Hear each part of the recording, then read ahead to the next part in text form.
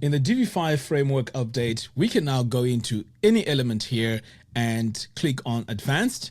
And now you're going to notice that it's easier now to manage all our classes. I mean, I can go in here and add BG. Let's say I want to add a primary of 900. I can easily add that. And if I need to remove it, I can always come over here and remove it. Now, this makes management of our classes much easier. Whereas before, you'll just see a line of classes over here, and it's very difficult for you to see where the class ends and where it starts. And this was a nightmare, not only for me, but I'm sure for you as well, if you've purchased the Divi 5 framework. But now it is very easy to manage. Now, this system here also works on each and every item you choose. So if, let's say, I go on my section here, I can click on Advanced, CSS ID and Classes, and you can see the class I've added here is the section padding L, which is large. I can get rid of that, and you can see immediately it updates automatically. Now, if I want to add another one, I can say, let's say, section padding M. Okay, how about that? Now you can see it's medium. So this makes the management of all our classes much easier. And also, this has been updated with the latest classes. So as soon as you start typing, you're going to notice that all our classes are going to be appearing over here, all of them. So you don't have to memorize all of them. You just have to have an idea of what you want to do and then add it. So let's say, for example, I want to add a let's say I want to add a notice. Okay, so we're going to add our text here, selected. So I want to go into my text module here, go into the advanced CSS ID and classes, and all I have to start typing is notice. Now you can see now it says notice warning, success, or error. So let's say I go for info, right? This will just show me with that light blue background. Okay, if I want to change that, I can either go in here and say, okay, this is going to be a warning. And as you can see, the color now has updated. So we can either get rid of it completely and then start typing like that, or you can just go in and update it over here. And it also gives you an idea of what you're going to be adding in here. And everything is responsive. Now, there's no need for you to go in and make adjustments to the tablet view or the phone view. Everything just looks perfect. There's no need to make any updates. Now, I want to show you also another feature here. So let's go ahead and add our our column here.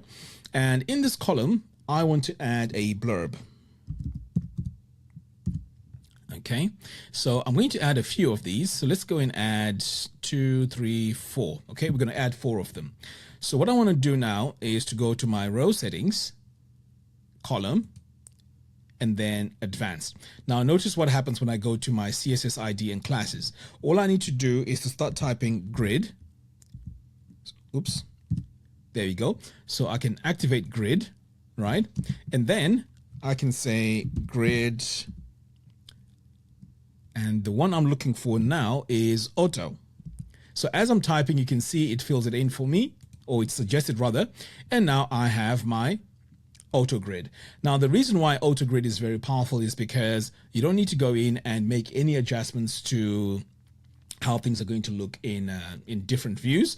All this is automatic.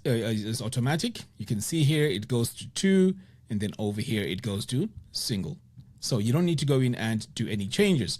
Now we can further customize this by coming over here to my row settings. So let's target this column here. Padding is what we need. So I'm going to go in and say PAD. So you can see here it's saying padding. I can say medium, and I can also add a background color. So I can just say BG dash. I can go with primary. Let's go with primary 100. Okay. So just like that, I've added my primary 100.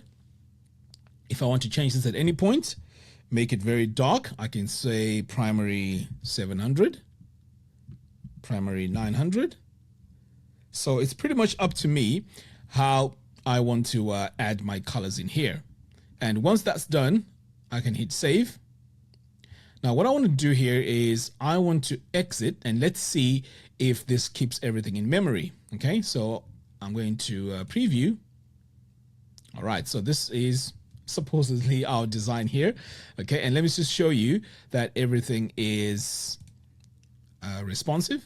So now when I start, when I start dragging this, you can see my grid is changing and my text is changing as well.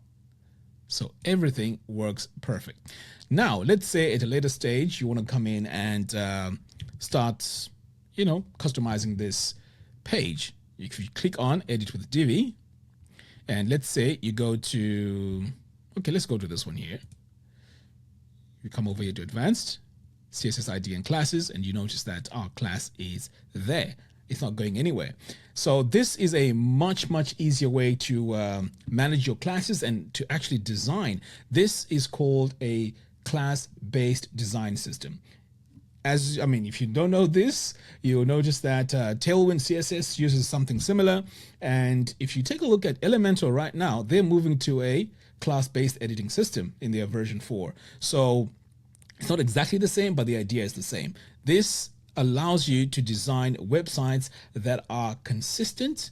And if you're going to be passing this design to, let's say, one of your colleagues in your design agency, it is very easy for anyone to see where all the changes are made. So this is a very powerful system. And if you haven't purchased it, you might as well go ahead and purchase it. The link to that will be in the video description below.